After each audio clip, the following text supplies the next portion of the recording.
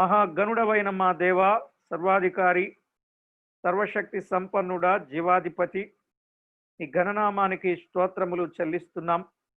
ఈ జూమ్ మీటింగ్లో అనేక మంది మీ వాక్యాన్ని వినాలని ఆశతో, ఆసక్తితో, తృష్ణతో దుప్పి నీటి వాగుల కొరకు ఎలాగున ఆశపడుతుందో అలాగున మీ వాక్యము కొరకు ఆశతో చేరి వచ్చిన వారిని మీరే ఆశ తీర్చి తృప్తిపరచి ఆధ్యాత్మికంగా బలపరచమని ప్రార్థిస్తున్నాం.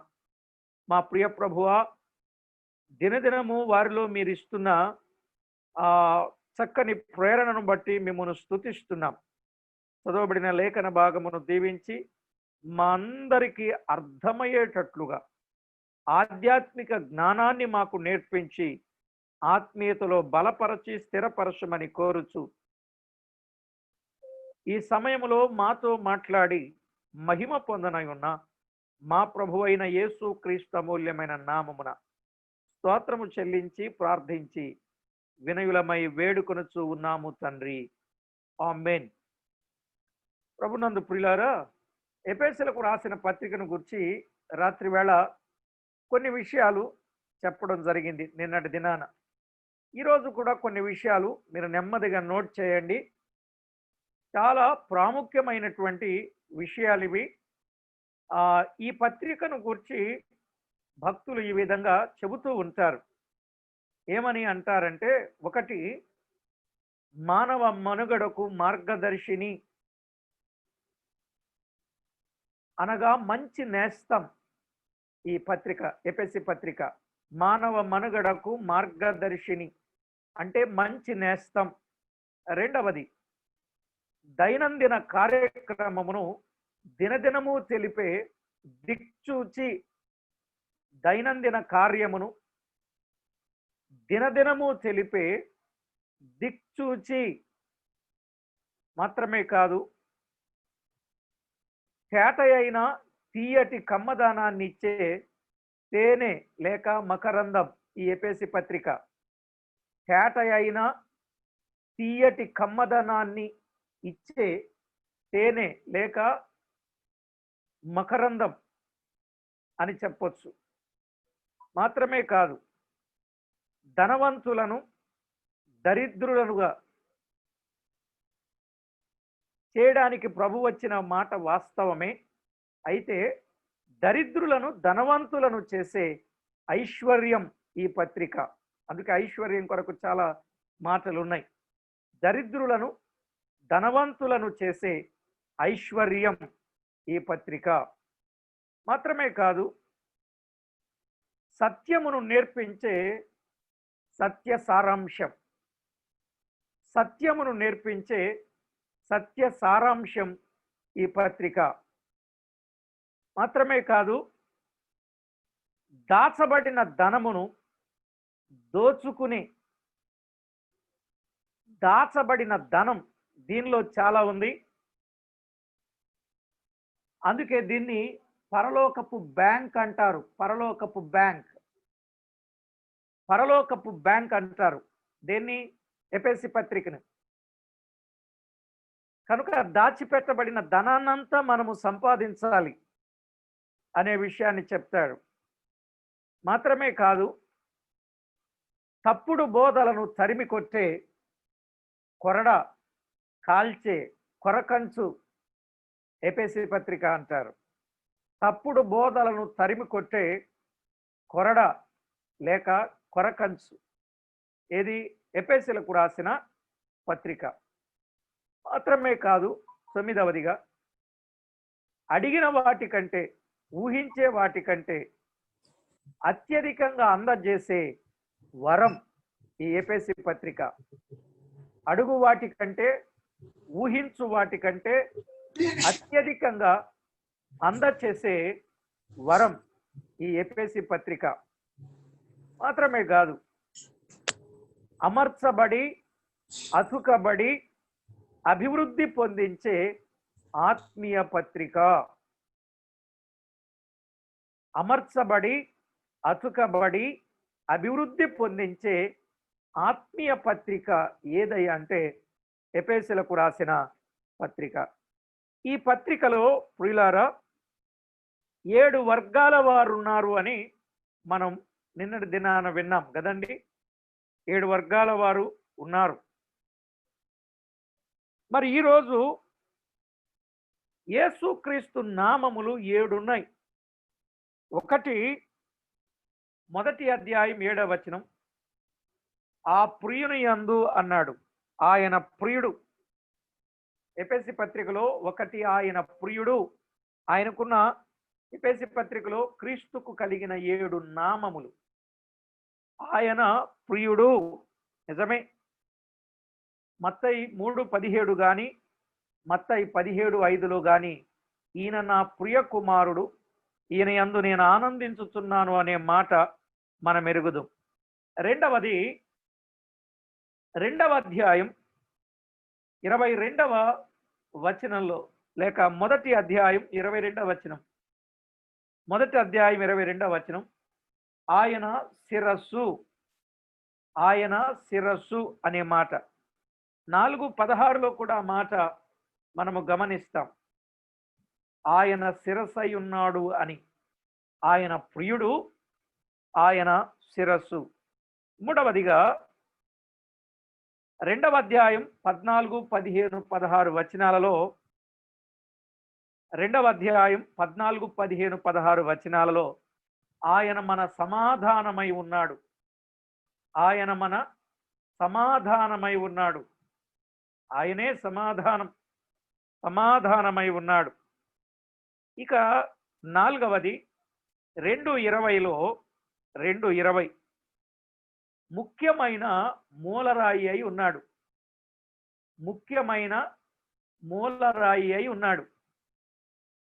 ఇక 5వదిగా 5వ అధ్యాయం 23వ వచనంలో, 5:23లో, శరీరమునకు రక్షకుడు, శరీరమునకు రక్షకుడు అంటే శరీరం అనే సంఘమును ఆయన అనుదినము రక్షించుచున్నాడు. 1 కొరింథీ 1:18లో గాని, హెబ్రీ పత్రిక 7:25లో గాని వ్రాయబడిన మాటలు మనము గమనిస్తే సంఘమునకు లేక శరీరమునకు రక్షకుడు.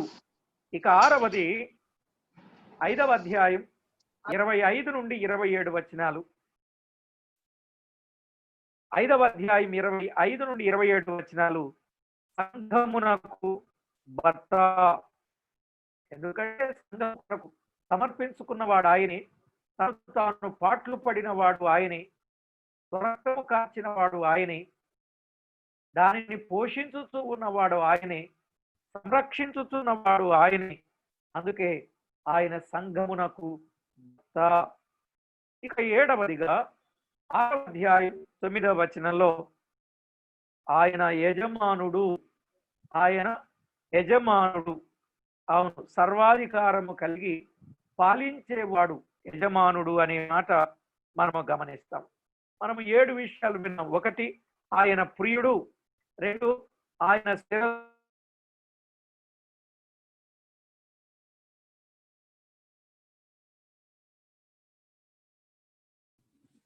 వినపట్లేదన్నా.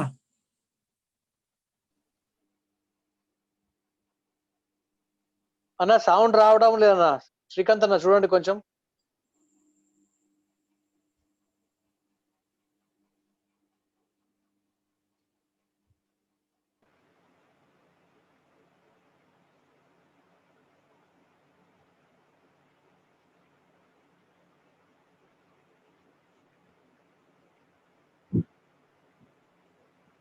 అన్న సౌండ్ రావడం లేదు.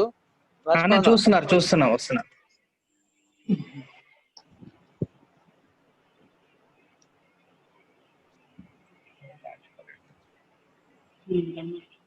కట్ అయిపోయింది. రాజపాలన డిస్కనెక్ట్ అయింది, కనెక్ట్ అవుతున్నారు. ఒక్క నిమిషం ఆగండి.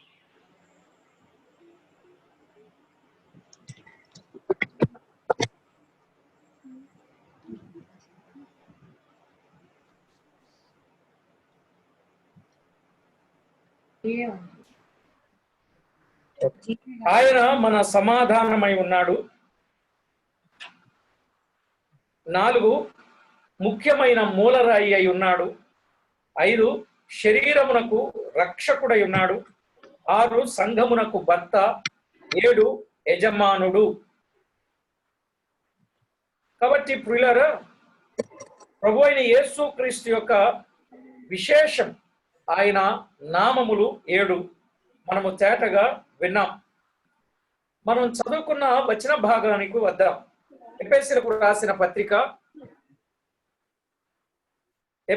రాసిన పత్రిక మొదటి అధ్యాయం 11-12 వచనాలలో, మరియు క్రీస్తునందు ముందుగా నిరీక్షించిన మనము తన మహిమకు కీర్తి కలుగ చేయవలనని దేవుడు తన చిత్త ప్రకారమైన సంకల్పమును బట్టి మనలను ముందుగా నిర్ణయించి ఆయన యందు స్వాస్యముగా ఏర్పరచెను అన్నాడు. మనలను ముందుగా నిర్ణయించి అనే మాట నిన్న మొదటి అధ్యాయం 4-6 వచనాలలో ఆయన మనలను ముందుగా తన కోసము నిర్ణయించుకొని అన్నాం. ముందుగా నిర్ణయించుకున్నాడు. దేనికి అనంటే మనలను కుమారులనుగా స్వీకరించుటకై. మనలను కుమారులనుగా స్వీకరించడానికి అని. ఆ కుమారుడు అంటే ఎవరు, ఎలా ఉండాలో నిన్నటి దినాన చాలా విషయాలు మనము ఆలోచన చేశాం. కుమారుడు అనంటే విశ్వాసం ఉంచిన వారై ఉండాలి, క్రీస్తును ధరించిన వారై ఉండాలి, ఆత్మచేత నడిపింపబడే వారై ఉండాలి, సమాధాన పరిచే వారై ఉండాలి. ఇలాగున 7 పాయింట్స్ మనం విన్నాం. మరి ఈరోజు దేవుడు మనలను ముందుగా నిర్ణయించాడు. ఎందుకు అనంటే ఆయన యందు స్వాస్యముగా ఏర్పరచెను అన్నాడు. ఆయన యందు మనము స్వాస్యముగా ఏర్పరచబడాలి. ఆయన యందు మనము స్వాస్యముగా ఏర్పరచబడాలి. నిజమే, దేవుని వాక్యములో మనలను ముందుగా ఏర్పరచుకొనెను అనే మాట దైవ లేఖనంలో మనము గమనిస్తాం. చూడండి ఎలా ఏర్పాటు చేసుకున్నాడు మనల్ని. మొదటి అధ్యాయం 6వ వచనం ఆఖరి భాగం చదువుదాం. మొదటి అధ్యాయం 6వ వచనం ఆఖరి భాగం, ప్రేమ చేత ఆయన క్రీస్తులో మనలను ఏర్పరచుకొనెను అన్నాడు. ఆయన ఎలా ఏర్పాటు చేసుకున్నాడు? ప్రేమ చేత మనలను క్రీస్తులో ఏర్పరచుకొనెను అన్నాడు. ఎప్పుడు ఏర్పాటు చేసుకున్నాడు? అక్కడే వ్రాయబడింది చూడండి, జగత్తు పునాది వేయబడక మునుపే అన్నాడు. ఎప్పుడు అనంటే జగత్తు పునాది వేయబడక మునుపే. జగత్తు పునాది వేయబడక మునుపే. మిమ్మల్ని ఒక మాట అడగాలనుకుంటున్నాను. భూమి ఆకాశాలు ముందా, మానవుడు ముందా? వింటున్నారా? నా మాటలు వినబడుతున్నాయా? వినిపిస్తున్నాయండి? మీరు సమాధానం చెప్తారా? మానవుడే ముందు. ఆకాశాలు ముందా, మానవుడు ముందా? మానవుడే ముందన్నా. మానవుడే ముందా? మీలో చాలా మందికి ప్రశ్న ఇబ్బందికరంగా ఉండుండొచ్చు. సేవకుడు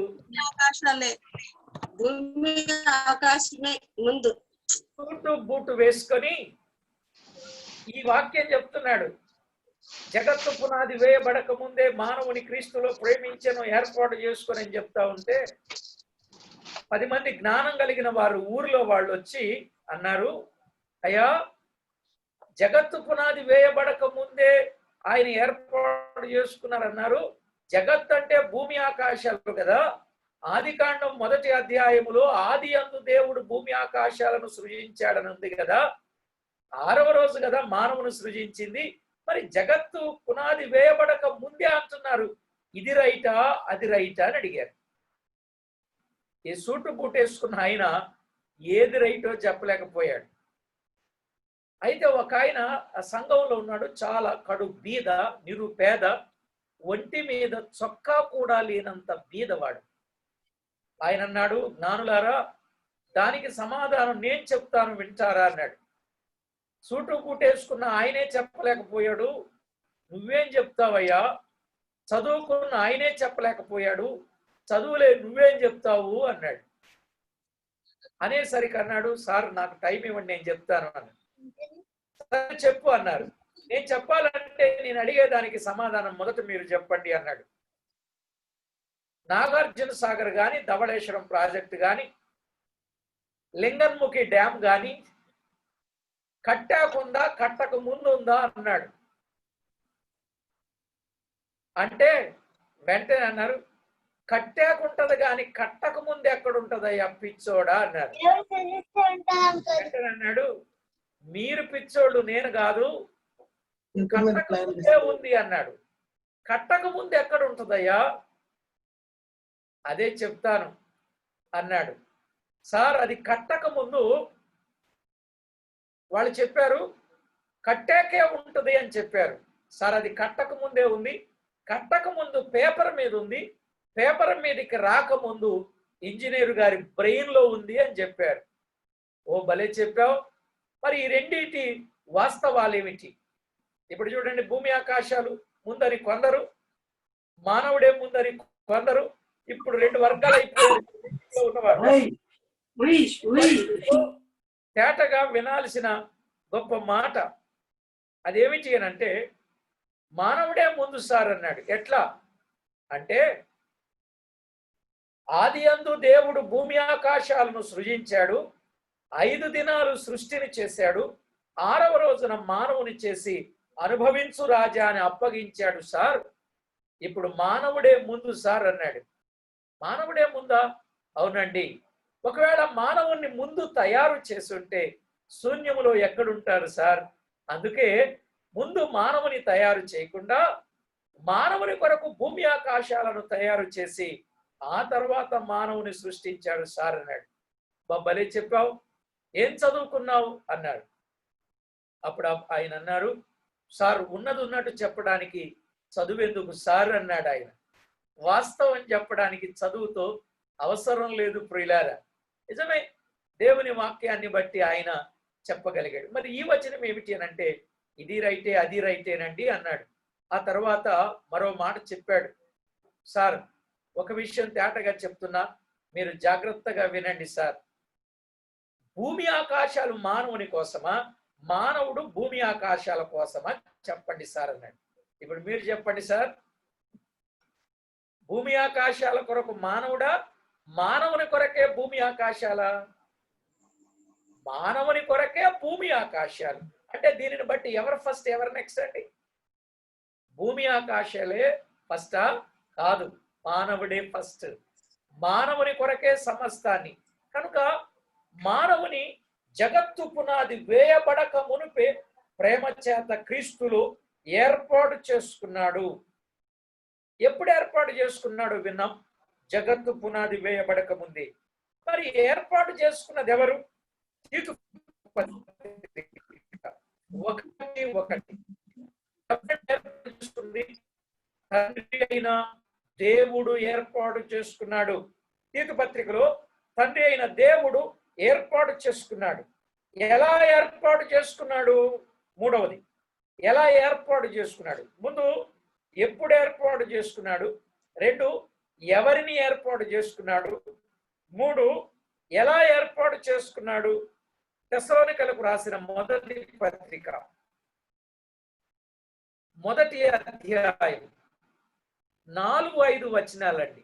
తెస్సలోనికలకు రాసిన మొదటి పత్రిక 1వ అధ్యాయం 4-5 వచనాలు.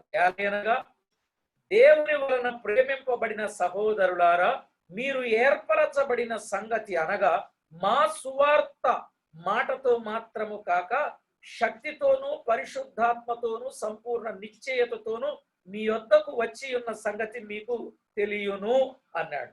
అంటే వారు ఎలా ఏర్పరచబడారు అనంటే సువార్త ద్వారా. దేవుడు ఏర్పరచుకునేది సువార్త ద్వారా. అంటే పిలువబడిన వారు అనేకులు ఉంటారు. మత్తయి సువార్త 22:14 ప్రకారంగా పిలువబడిన వారు అనేకులు, ఏర్పరచబడిన వారు కొద్ది మందే కదండి. మరి ఏర్పరచుకున్నది ఎట్లా అనంటే, సువార్త ద్వారా. సువార్త అంటే యేసుక్రీస్తు జనన మరణ పునరుత్థానములను గూర్చిన సంగతి. కొరింథీయులకు రాసిన మొదటి పత్రిక 15వ అధ్యాయం 3-4 వచనాలను సువార్త అంటారు. అయితే ప్రియులారా, దేవుని వాక్యంలో మీరు కూడా నేను అడిగిన ప్రశ్న సమాధానం మీ నోటి నుండి మీరే చెప్పేసి, జగత్తు పునాది వేయబడక మునుపే ఎవరండి ఏర్పాటు చేసుకున్నది? తండ్రి అయిన దేవుడు. ఎలాంటి ఏర్పాటు చేసుకుంది? సువార్త ద్వారా. మరి ఎవరినండి ఆయన ఏర్పాటు చేసుకున్నది? చూడండి, కొరింథీయులకు రాసిన మొదటి పత్రిక,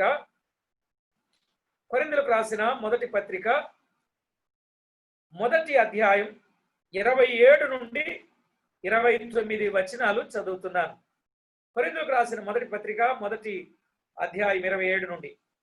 ఏ శరీరియు దేవుని ఎదుట అతిశయింపకుండునట్లు జ్ఞానులను సిగ్గుపరచుటకు లోకములో నుండి వెర్రి వారిని దేవుడు ఏర్పరచుకొని ఉన్నాడు. దేవుడు ఏర్పాటు చేసుకున్నాడు.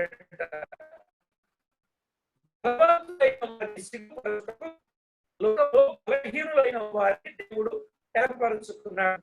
ఎన్నికైన వారిని వ్యర్థము చేయుటకు లోకములో నీచులైన వారిని, తృణీకరింపబడిన వారిని, ఎన్నిక లేని వారిని దేవుడు ఏర్పాటు చేసుకున్నాడు. 5 వర్గాల వారు ఉన్నారండి ఇక్కడ.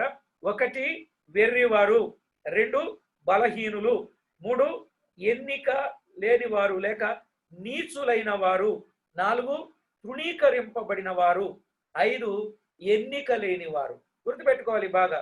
1 వెర్రి వారిని, 2 బలహీనులైన వారిని, 3 నీచులైన వారిని, 4 తృణీకరింపబడిన వారిని, 5 ఎన్నిక లేని వారిని దేవుడు ఏర్పాటు చేసుకున్నాడు. దేవుడు ఎక్కడి నుండి ఏర్పాటు చేసుకున్నాడు? ఎక్కడి నుండి ఏర్పాటు చేసుకున్నాడు అంటే యోహాను సువార్త 15వ అధ్యాయం 19వ వచనాన్ని చదువుకుందాం.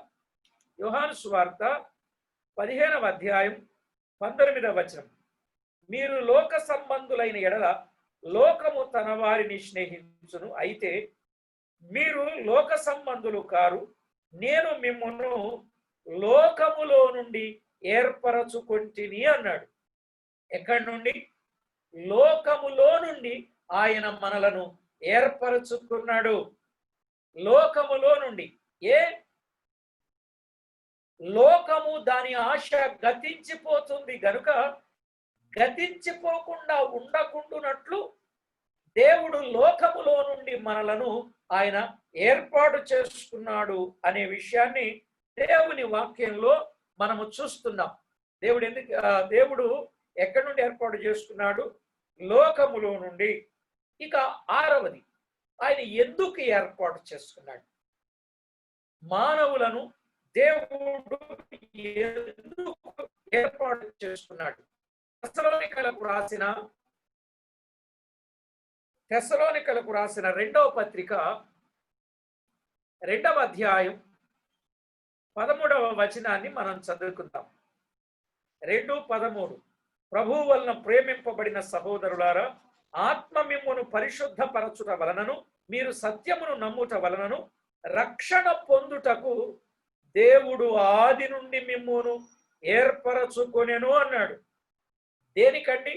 రక్షణ పొందుటకు. రక్షణ పొందుటకు. రక్షణ అంటే ఏమిటి? శిక్ష నుండి తప్పించబడుటయే రక్షణ. దేవుడు తనకు స్వకీయ జనముగా ఏర్పాటు చేసుకున్నాడు. దేనికనంటే రక్షణ పొందటానికి. ఒకవేళ ఈ కూడికలో ఇంకా మీలో ఎవరైనా రక్షణ పొందకపోతే తక్షణమే రక్షణ పొందాలి. లేదు అని అంటే శిక్ష ఉన్నది ప్రియులారా. కనుక దేవుడు ఎందుకు ఏర్పాటు చేసుకున్నాడు? రక్షణ పొందటానికి. ఆ మాటే తిమోతికి వ్రాస్తూ పౌలు ఓ మంచి మాట చెప్పాడు. 2వ పత్రిక 2వ అధ్యాయం 10వ వచనాన్ని మనం చదువుకుంటే, 2వ పత్రిక 2వ అధ్యాయం 10వ వచనం. అందుచేత ఏర్పరచబడిన వారు నిత్యమైన మహిమతో కూడా క్రీస్తు యేసునందలి రక్షణ పొందవలెనని అన్నాడు. ఏర్పరచబడిన వారట నిత్యమైన మహిమతో కూడా క్రీస్తు యేసునందలి రక్షణ పొందాలి. నిత్యమైన మహిమతో కూడింది రక్షణ. గమనించారా? నిత్యమైన మహిమతో కూడిన రక్షణ. శరీరానికి సంబంధించింది సంరక్షణ, ఆత్మకు సంబంధించింది రక్షణ. కాబట్టి ప్రియులారా, ఇక్కడ వ్రాయబడిన మాట నిత్యమైన మహిమతో కూడా క్రీస్తు యేసునందలి రక్షణ ఏర్పాటు చేయబడిన వారు పొందాలి అనే మాట చెప్పాడు. ఇంకెందుకు ఏర్పాటు చేసుకున్నాడు? పేతురు రాసిన మొదటి పత్రిక 1వ అధ్యాయం 1వ వచనం. పేతురు రాసిన మొదటి పత్రిక 1వ అధ్యాయం 1వ వచనంలో వ్రాయబడిన మాట ఏమిటి అని అంటే, పిల్లరా, విధేయులగుటకు ఆయన మనలను ఏర్పాటు చేసుకున్నాడు అన్నాడు. అంటే తండ్రి అయిన దేవుడు జగత్తు పునాది వేయబడక మునిపే సువార్త ద్వారా లోకములో నుండి వెర్రి వారిని ఏర్పాటు చేసుకుని రక్షణ పొంది తనకు విధేయులు కావాలని. విధేయత అనే మాట మనము గమనించినప్పుడు విధేయతకు చక్కని అర్థం చెప్పిన వాడు ప్రభు అయిన యేసుక్రీస్తే కదండి.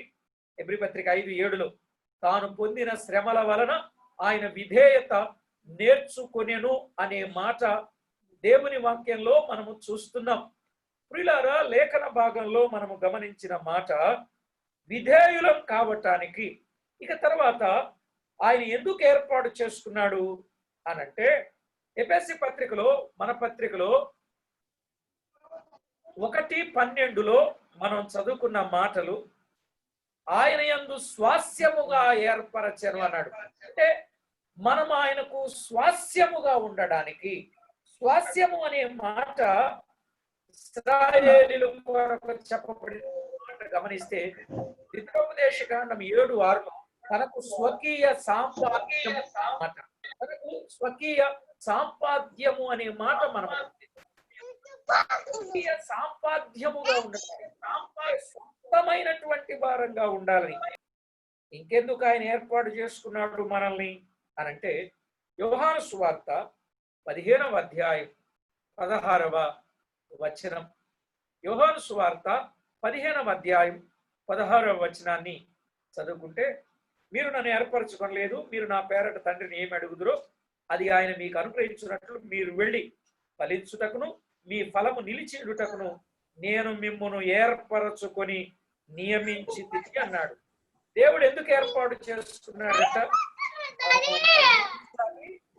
మన ఫలము నిలిచి ఉండాలి, ఫలించాలి, మన ఫలము నిలిచి ఉండాలని ఆయన ఏర్పాటు చేసుకున్నాడు. ప్రియులారా, ఆయన ఏర్పాటు చేసుకున్న 5 కారణాలు మనము గమనించాలి. 1, రక్షణ పొందడానికి, నిత్యమైన మహిమతో కూడిన క్రీస్తు యేసు ద్వారా రక్షణ పొందడానికి. 2వ మాట, దేవుని వాక్యంలో తేటగా మనము గమనిస్తే ప్రియులారా, విధేయులంగా ఉండడానికి. 3వదిగా స్వాస్యాన్ని అనుభవించడానికి, స్వాస్యముగా ఉండడానికి. 4వది స్వకీయ సాంపాద్యముగా ఉండడానికి. 5వది ఫలించడానికి, మన ఫలము నిలిచి ఉండడానికి ఆయన మనలను ఏర్పాటు చేసుకున్నాడు. అసలు మనం ఏం చేయాలని ఆయన ఏర్పాటు చేసుకున్నాడు? ఆ మాట కూడా, జగత్తు పునాది వేయబడక మునిపే క్రీస్తులో ప్రేమ చేత ఆయన మనల్ని ఏర్పాటు చేసుకున్నాడు కదా తనకు స్వాస్యంగా. మనం ఏం చేయాలని ఆయన ఏర్పాటు చేసుకున్నాడు? మనం ఏం చేయాలి? ఏం చేయాలండి? దేవుని వాక్యంలో వ్రాయబడిన మాటను మనము తేటగా గమనిస్తే చూడండి. కొలసీలకు రాసిన పత్రిక 3వ అధ్యాయం 12వ వచనం. ఎఫెసీయులకు రాసిన పత్రిక పొంగేనని చెప్పాను కదండి. దాదాపుగా 155 వచనాలు ఉంటే దాదాపు 78 వచనాల వరకు కొలసై పత్రికలో ఉన్నాయని మనం విన్నాం. ఆయన ఎందుకు ఏర్పాటు చేసుకున్నాడు? మనం ఏం చేయాలని ఏర్పాటు చేసుకున్నాడు?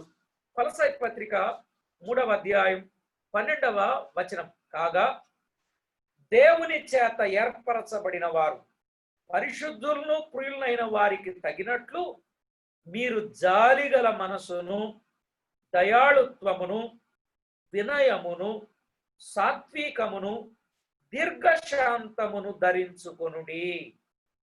దేవుడు ఏర్పరచుకున్న వారిలో ఉండవలసిన లక్షణాలు ఏమిటి అనంటే, ఒకటి జాలిగల మనస్సు.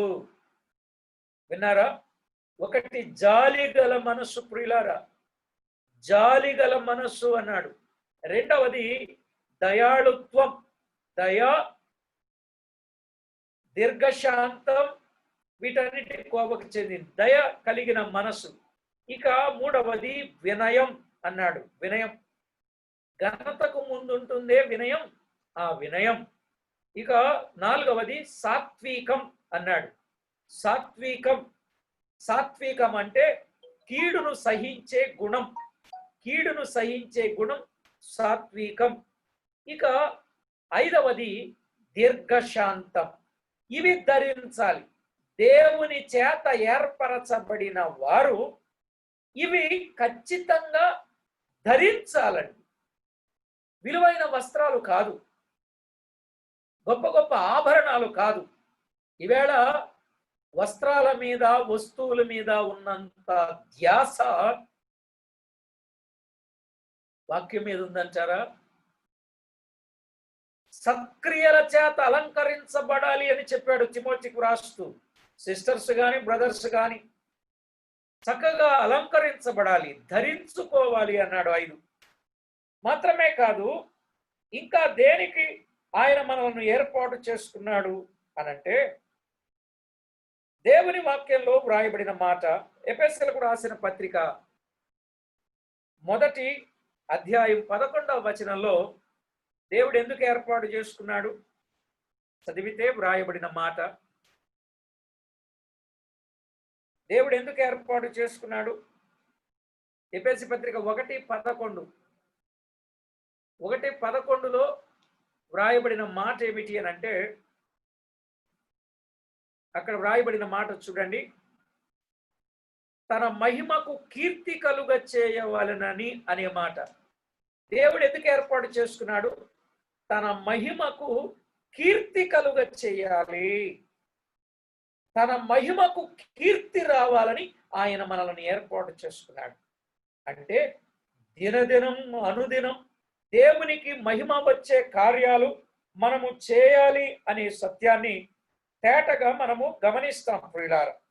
మాత్రమే కాదు, దేవుడు మనలను ఎందుకు ఏర్పాటు చేసుకున్నాడు?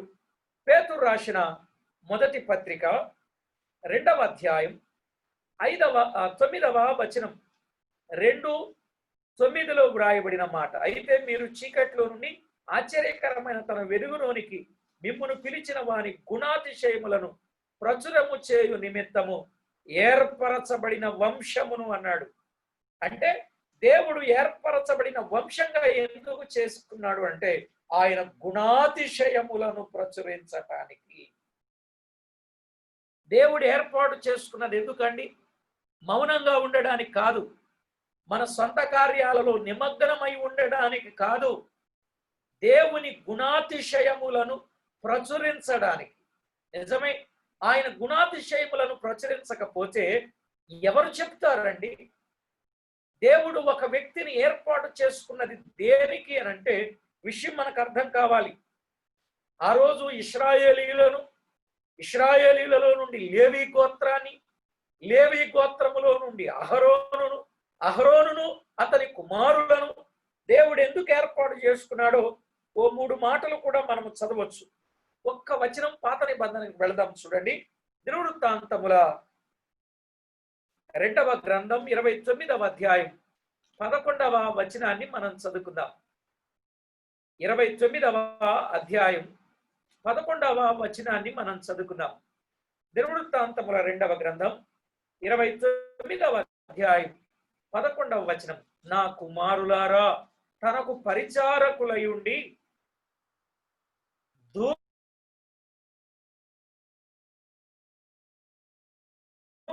యెహోవా మిమ్మును ఏర్పరచుకొనెను అన్నాడు. ఇశ్రాయేలులో నా మధ్యలో కట్ అయిపోయింది, మళ్ళీ రిపీట్ చేయండి ప్లీజ్. అన్నాడు కదా, ధూపం వేయటానికి, ధూపం అనగా ప్రార్థన చేయటానికి. రెండవ మాట తన సన్నిధిని నిలుచుటకును అన్నాడు. తన సన్నిధి నిలుచుట.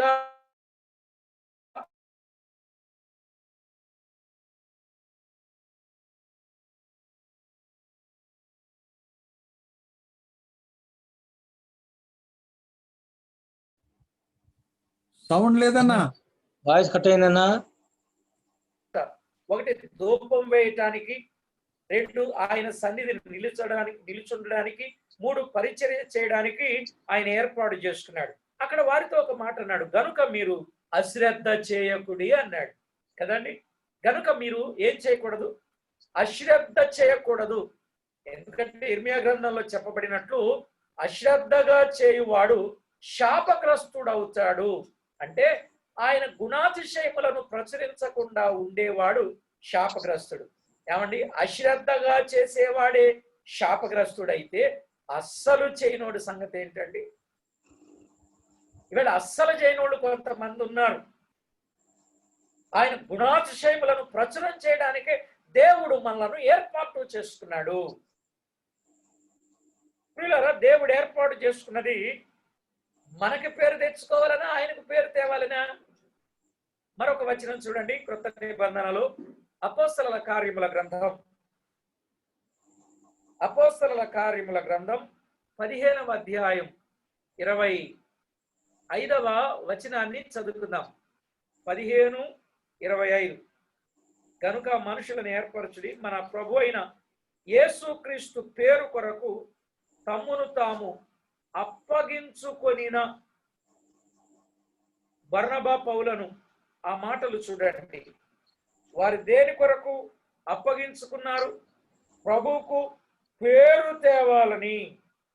దేవుడు వారిని ఎందుకు ఏర్పాటు చేసుకున్నాడు? మనుషులను ఏర్పరిచి మన ప్రభు అయిన యేసుక్రీస్తు పేరు కొరకు తమ్మును తాము అప్పగించుకునిన. ఆయన ఏర్పాటు చేసుకున్నది ఎందుకంటే ప్రభు అయిన యేసుక్రీస్తు పేరు కొరకు అన్నాడు.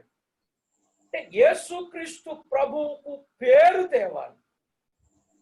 ఈవేళ చాలా మంది దేవుడు మమ్మల్ని పిలిచాడు, దేవుడు మమ్మల్ని ఏర్పాటు చేసుకునేవాడు అంటున్న వాళ్ళు వారి పేరు కొరకు ప్రయాసపడుతున్నారు తప్ప ప్రభువుకు పేరు తేవాలనే ఆలోచన లేదు.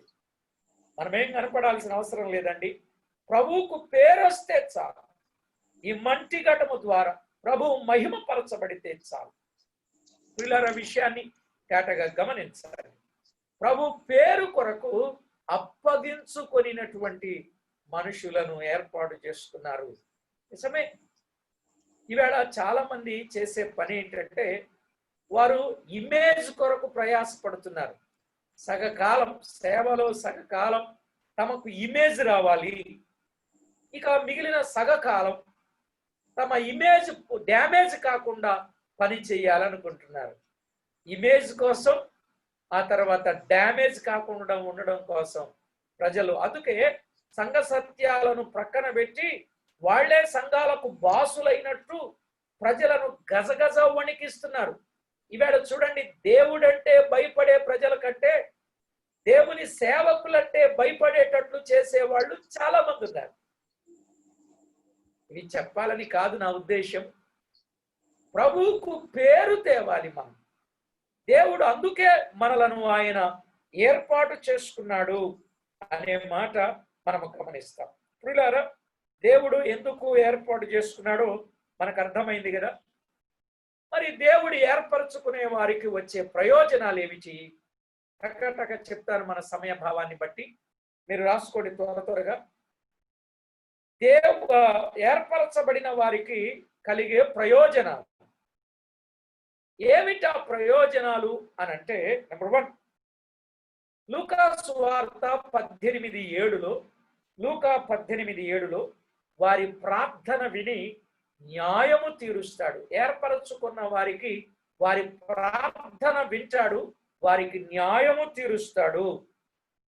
ఇక రెండవది 106వ కీర్తన 4లో ఏర్పరచుకొనిన వారికి దేవుడు క్షేమమును కలిగిస్తాడు. ఏర్పరచుకొనిన వారికి దేవుడు క్షేమమును కలిగిస్తాడు. మూడవది కీర్తన 89:19. కీర్తన 89:19లో దేవుడు ఏర్పాటు చేసుకున్న వారిని దేవుడు హెచ్చిస్తాడు, హెచ్చించబడేటట్లు చేస్తాడు. అన్ని విషయాలలో, భక్తిలో, విశ్వాసములో, ఆత్మీయతలో, ప్రతి విషయంలో దేవుడు హెచ్చిస్తాడు. ఇక 4వది యెషయా గ్రంథం 41, 9, 10 వచనాలలో దేవుడు ఏర్పాటు చేసుకున్న వారికి ఆయన తోడై ఉంటాడని, ఆయన బలపరుస్తాడని, ఆయన సహాయం చేస్తాడని, ఆయన ఆదుకుంటాడని 4 మాటలు ఉన్నాయండి. దేవుడు ఏర్పరచుకున్న వారికి దేవుడు తోడై ఉంటాడు, వారిని బలపరుస్తాడు, వారికి సహాయము చేస్తాడు, వారిని ఆదుకుంటాడు. నీతి అను దక్షిణ హస్తముతో వారిని ఆయన ఆదుకుంటాడు అని చెప్పాడు. కాబట్టి ప్రియులారా, ఏర్పాటులో ఉన్న వారికి కలిగే ప్రయోజనం ఏమిటి అని అంటే కాటగా చెప్పాడు.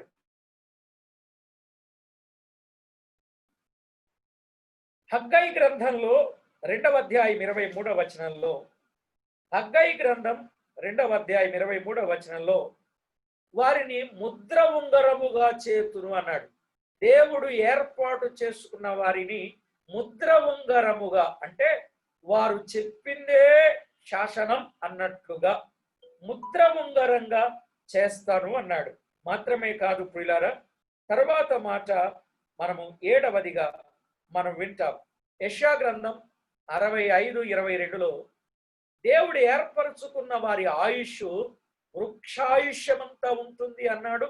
మాత్రమే కాదు, తాము ఏది చేస్తే దాని పూర్తిగా ఫలము అనుభవిస్తారు అని చెప్పాడు. తాము చేసుకున్న దానిని బట్టి తాము ఫలాన్ని అనుభవిస్తారు అని చెప్పాడు. ఇక ప్రియులారా, 8వది ఏమిటి అని అంటే యాకోబు పత్రిక 2:5లో దేవుడు ఏర్పాటు చేసుకున్న వారికి దేవుని రాజ్యమునకు వారసత్వపు హక్కున్నది అన్నాడు. లోకములో దరిద్రులైన విశ్వాసమందు భాగ్యవంతులుగా చేసి ఆయన రాజ్యమునకు వారసులుగా ఏర్పాటు చేసుకున్నాడట. ఆహా, ఎంత గొప్ప భాగ్యం! దేవుని ఏర్పాటు కలిగిన వారు ఆయన రాజ్యమునకు వారసులు అన్నాడు. ఇక 9వది పేతురు రాసిన 2వ పత్రిక 1:11లో నిత్య రాజ్యములో సమృద్ధి అయిన ప్రవేశం అన్నాడు. అందుకే పిలుపును గురించి, ఏర్పాటును గురించి జాగ్రత్త పడమన్నాడు. పిలుపును గురించి, ఏర్పాటును గురించి జాగ్రత్త ఎందుకు పడమన్నాడు అని అంటే, నిత్య రాజ్యములో సమృద్ధి అయిన ప్రవేశం. ప్రియులారా, దేవుడు ఎంత గొప్ప భాగ్యం అండి! నిత్య రాజ్యములో సమృద్ధి అయిన ప్రవేశం. కనుక దేవుడు ఏర్పాటు చేసుకున్న వారికి దేవుడు ఇచ్చే గొప్ప భాగ్యం. మరలా మిమ్మల్ని అడగాలని ఉంది, దేవుడు ఎప్పుడు ఏర్పాటు చేసుకున్నాడండి మానవుని? జగత్తు పునాది వేయబడక మునిపే. ఎవరండి ఏర్పాటు చేసుకున్నది? తండ్రి అయిన దేవుడు. ఎలాగండి ఏర్పాటు చేసుకునేది?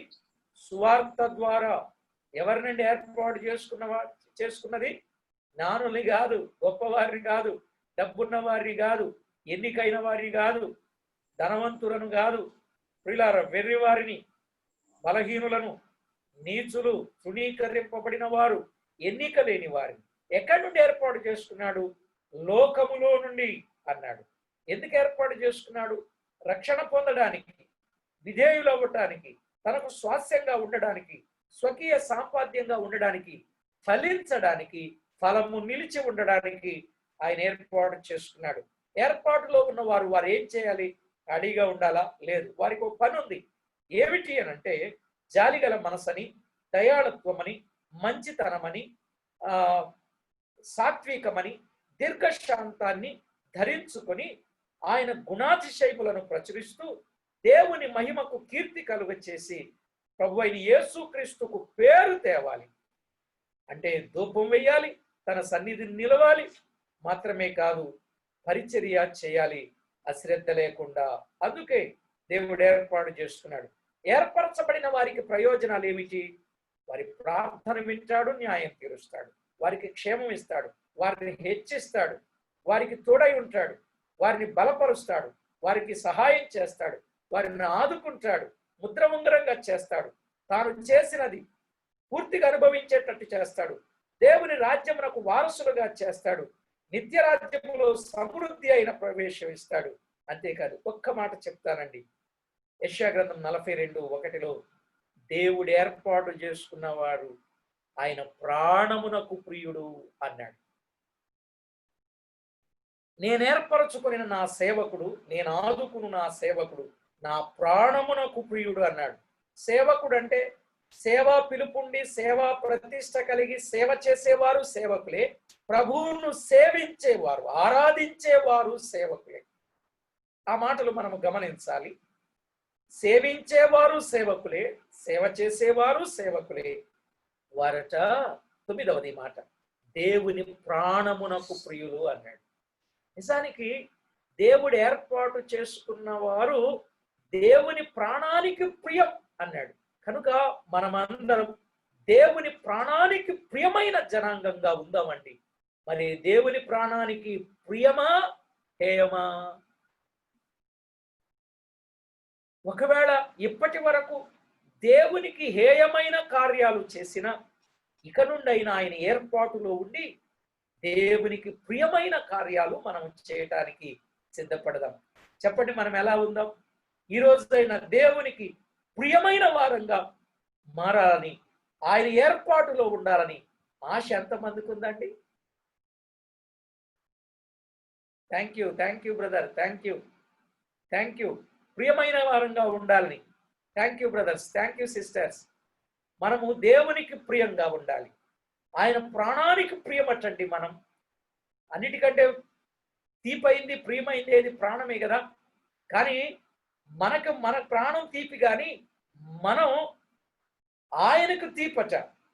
ఆయన ఏర్పాటు చేసుకున్న వారు ఆయన ప్రాణం కంటే ఎక్కువ. కాబట్టి అంత గొప్ప ధన్యతను దేవుడు మనకిచ్చాడు. ఈ ధన్యతను పోగొట్టుకోకుండా కాపాడుకొని ప్రభువుకు మహిమకరంగా మనము సిద్ధపడదాం. ప్రార్థన చేసుకుందాం. తల వంచండి, ఒక్కసారి పరీక్ష చేసుకోండి. దేవుడు పిలిచాడు, మరి సువార్త ద్వారా ఏర్పరచబడ్డారా? పరీక్ష చేసుకోనండి. అలాగూ పరీక్ష చేసుకుంటే మన మనస్సాక్షి చెప్పుద్ది దేవుని ఏర్పాటులో ఉన్నామో లేదో అని. ఆ చెప్పిన లక్షణాలన్నీ మనలో ఉన్నట్లయితే ఖచ్చితంగా దేవుని ఏర్పాటులో మనమున్న వారమేనని మనకు సాక్ష్యం కూడా వస్తుంది. ప్రార్థన చేసుకుందాం. ఒక్క నిమిషం ఆలోచన చేయండి.